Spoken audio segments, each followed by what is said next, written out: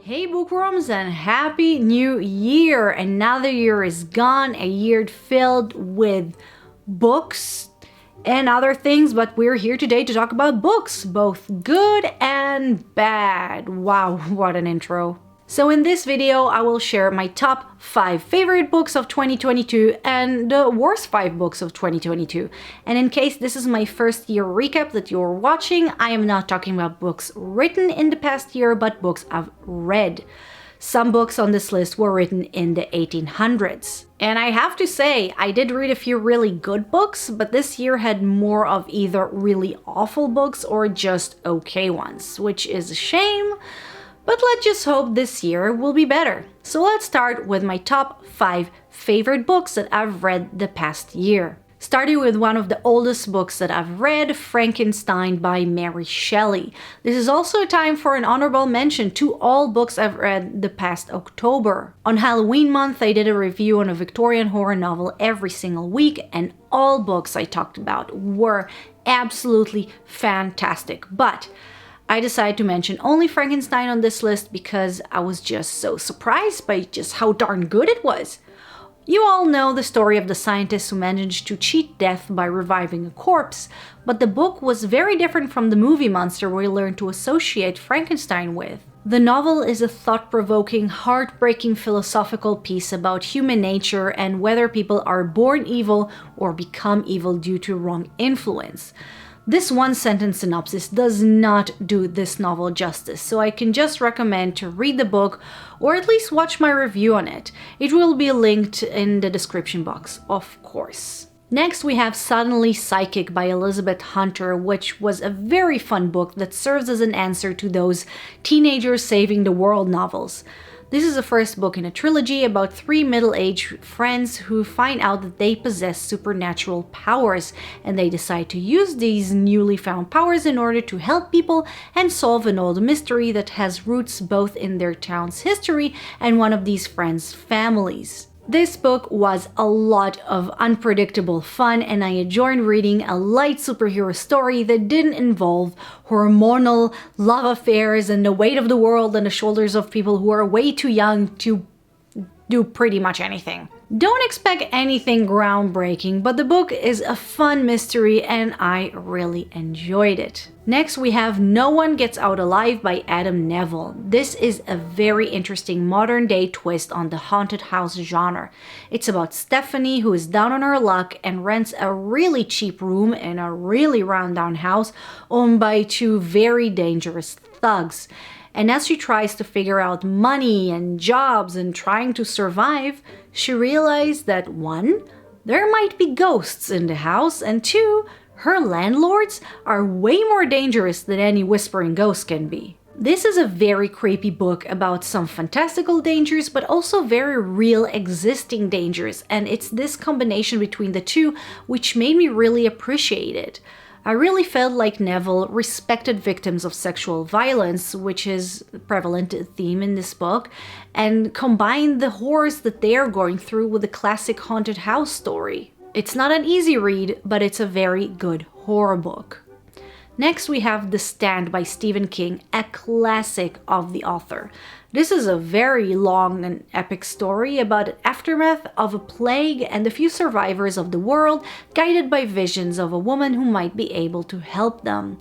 And at the same time, a second group led probably by the devil himself is also setting itself for survival, but these 2 groups can survive at the same time and one of them will have to perish in order for the other group to stay alive. Again, this does not do this gigantic epic justice, and it was just one of King's best books that I've ever read. Stephen King is known, wrongly in my opinion, as a pure horror novelist, but The Stand, despite being very dark at times, is not actually a horror novel. One of my favorite aspects of this book is the notion of friendship and camaraderie in the survivors and how each one of them realizes that they need others. They need a certain society in order to survive. And lastly, we have The Confessions of Franny Langdon by Sarah Collins. This book was written this century but takes place in the 1800s and tells the story of Franny Langdon, a girl with one black parent and one white parent who is sold to be a slave in England.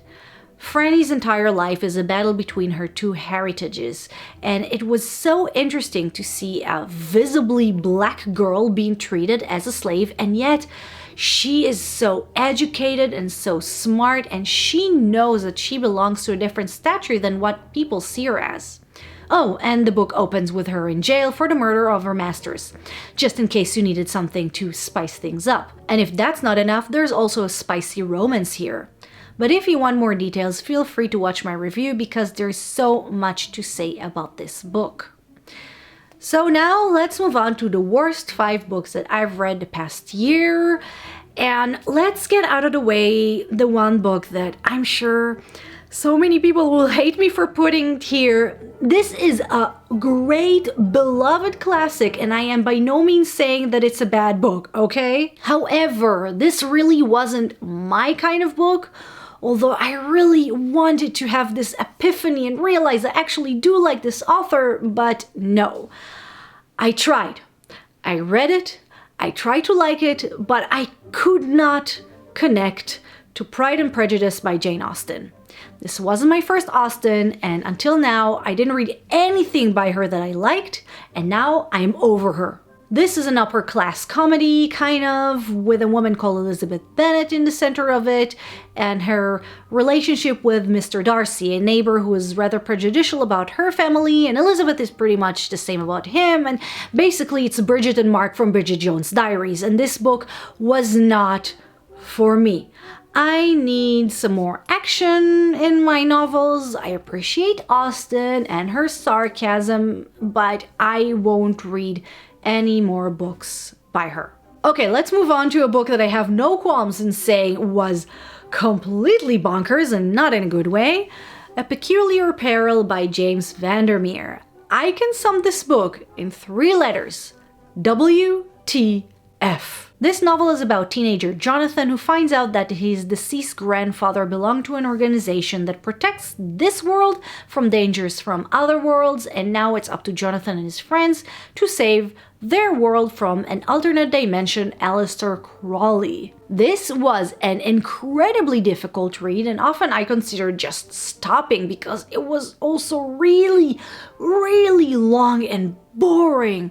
The tone was all over the place, jumping from serious and even gory to childish humor that was not only juvenile but not funny at all. The characters weren't interesting and the plot was a mess. It was a bizarre, tiresome experience which irritated me more than anything. Next we have The Ruins by Scott Smith. This book was supposed to have been a nail-biting horror book about fight for survival. We have here a group of friends on a vacation in Mexico who find themselves stranded on a hill in the middle of the jungle. If they try to get off, the locals will try to kill them, and if they stay, they have to fight the local vegetation that is out to kill them. In theory, this sounds horrific, in a good way, but in reality, it was mostly boring. Extremely boring. It didn't help that I also hated all the characters, so I wasn't even rooting for their safety. And that's it. Let's just move on. Next we have the disappointing The Devil in the White City by Erik Larson. The reason that this book is on this list is similar to Pride and Prejudice. I don't think this book is bad per se. I just really hoped to love it and was very disappointed.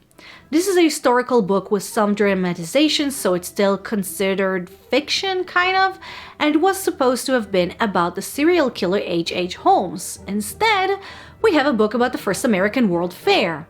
Connection between the two? They occurred at the same time. That's it. I feel like Larson really wanted to write about the World Fair, but then was forced, maybe by the publishers, to shove Holmes into the story, and you can really feel like he wasn't the focus. We talk about one of the US's most famous and prolific serial killers, a despicable yet very interesting person, and the book couldn't bother with the small amount of time dedicated to him. In short, I was very disappointed. And lastly, we have 9 Perfect Strangers by Leanne Moriarty. Now, this wasn't the worst thing I've ever read, but it was just very okay at best. Most of the time it was just ridiculous. This book is about 9 people who all meet as they book a wellness spa retreat that should completely transform them, both body and soul. So basically this book was very boring, very repetitive, and it felt most of it was just an intro and nothing else was happening. In addition, something that really upset me was the implication that a week of rough diet and trust exercises can cure trauma. I go into more details in my review, but it really hit a nerve because dealing with psychological issues takes a lot more effort and time, not to mention that some of the characters really needed a psychologist and not a wellness guru. In short, it was just a bad book. And those were my favorite and least favorite reads of 2022. A very versatile year, I might say. But let me know if you read any of these books and if I'm the only one in the world who doesn't like Jane Austen. Guys, thank you for watching my video. I really hope you enjoyed it. And if you did, don't forget to click like, share this video, and subscribe to my channel. Also, feel free to watch any of the reviews I did on the book mentioned on this list. They will all be linked in the description box. Again, guys, thank you for watching, and I'll see you next time. Bye bye.